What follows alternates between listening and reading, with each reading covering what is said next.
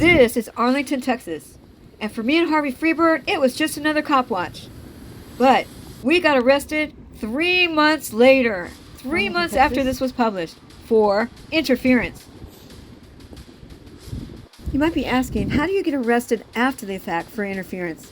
That's a good question. Most people are arrested on the spot when they're interfering with public duties. But that's not what happened here. Meet Officer STACIE Brown, the darling of the Arlington Police Department. She's been on the drunk driving task force since 2005, and she even gives classes at the high school level about drinking and driving. She wanted us arrested, but the patrol officers on duty refused to do so, and that made her really upset, especially when Harvey FREEBIRD filled out an on-site complaint about her. I guess STACIE Brown's ego just couldn't handle it, so a couple weeks later, she wrote an arrest affidavit. An arrest affidavit is supposed to be truthful because you sign your name to it, and it describes the crime, the law we broke, the circumstances, who we were, etc. And it describes why we need to be arrested. So she took that arrest affidavit, which was supposed to be truthful, to a judge, and the judge says, yes, they should be arrested, and signed an arrest warrant based on her words, on her affidavit. And 3 months later, bam!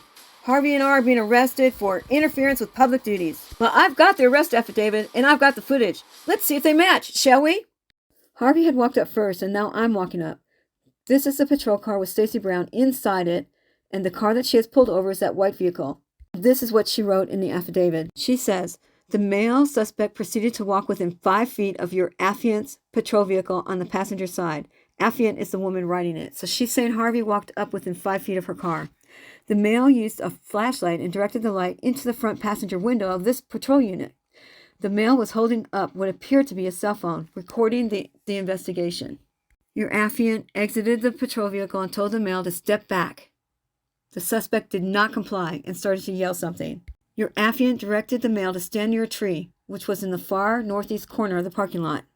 Your affiant pointed towards the tree and directed the male to stand over near the tree. But that the male continued to stand within 5 feet of my patrol car and would not comply. Your affiant warned the male that if he did not stand by the tree, he would be interfering and would be placed under arrest. The male continued to yell and not comply, and he continued to stand 5 to 10 feet from the passenger door of the patrol vehicle. Your affiant had to walk towards the male to get him to start to move away from the patrol vehicle. The male moved to the first parking space but did not stand up on the raised median near the tree. Then she says, your affiant had to walk from the patrol vehicle towards the male to get him to back away. This caused your affiant to take all attention away from the drunk driving vehicle, stopped, and walk with your affiant's back to the persons inside the vehicle. She's saying she had to turn her back towards the alleged drunk drivers. But this whole time she was saying he was not complying. Let's see what really happened, shall we? Now remember, she said that he was standing 5 feet from her passenger door and refused to move. He would not comply. That's what she said. Let's see.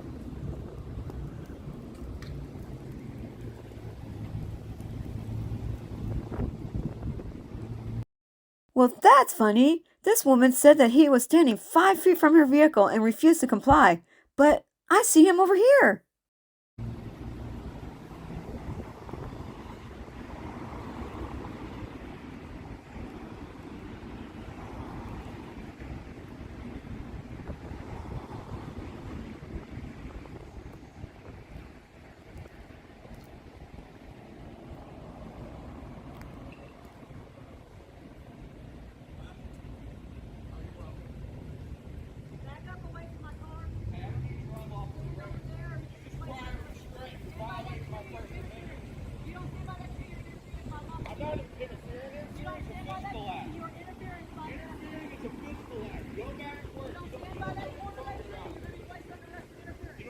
See how she initiated conversation?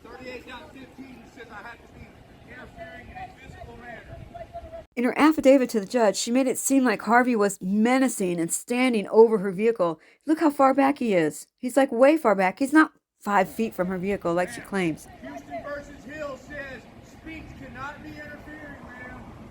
Houston versus Hill. This is Turner versus Driver. Turner versus Driver says I'm allowed to film you. I am not interfering. Oops, and there's the other lie. She claimed that it was an officer safety issue because her back was towards the drunk driver. Lie. You put your hands on me, you will get sued. You go right ahead and make my day.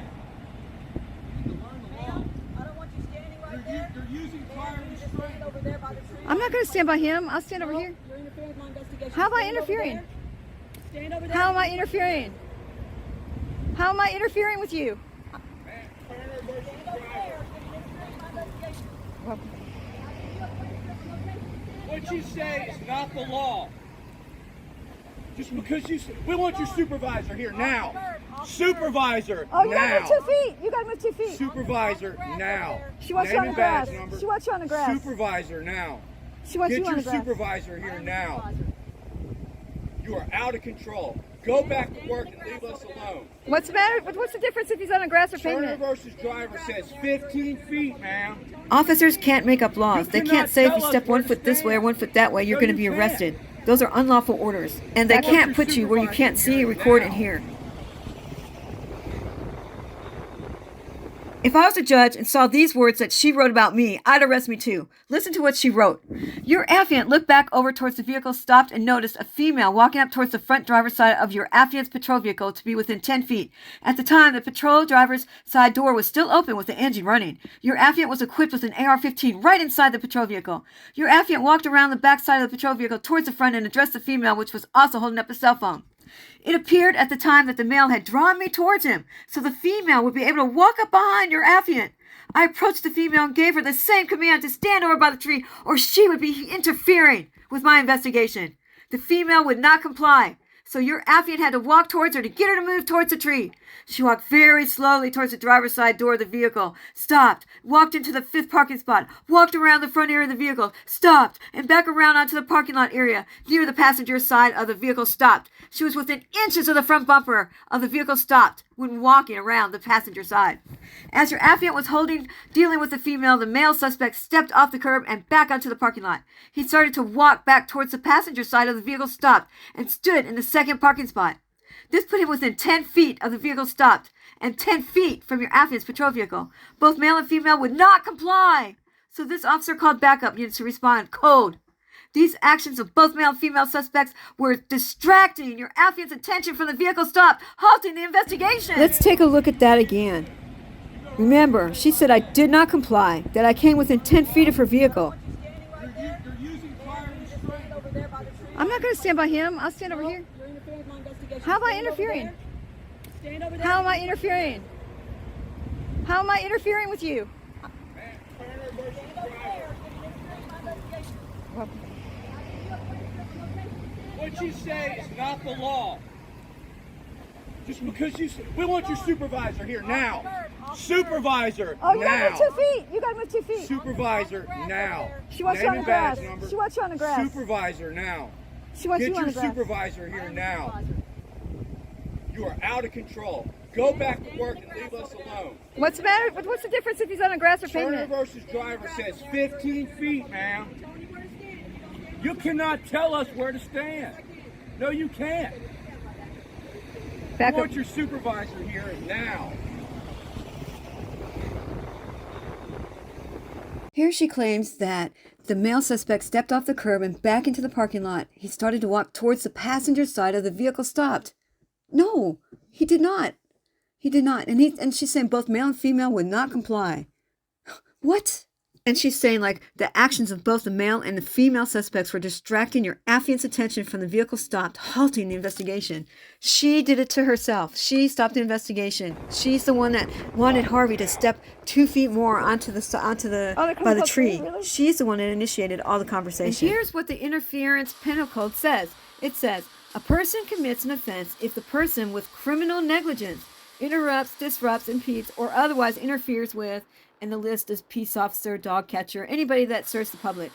Then, to prevent us from never losing our First Amendment rights, it also has this extra little clause in it. It says, it is a defense to the prosecution under this section that the interruption, disruption, impediment, or interference alleged consisted of speech alone. Can you believe that? So to protect our rights to speech, they put that actually written into the statute. Another thing that's kind of amazing to me is that we go to jail on the word of one person. And if she lied to the judge on this affidavit for us, how many other affidavits has she lied on in the past? She's the #1 drug driving writer. How many of those did she lie on just to inflate her numbers? How many have you lied on, lady?